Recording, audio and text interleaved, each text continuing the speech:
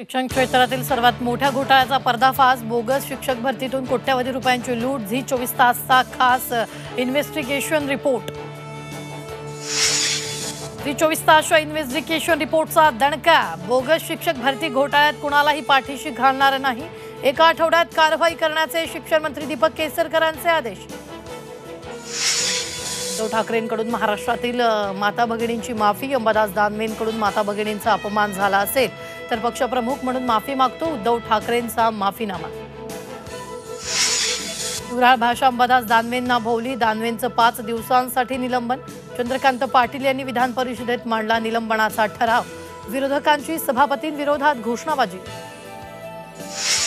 लोकसभेतील पंतप्रधान मोदींच्या पहिल्याच भाषणात विरोधकांचा गोंधळ. नीट परीक्षा आणि मणिपूरवरून विरोधकांची जोरदार घोषणाबाजी.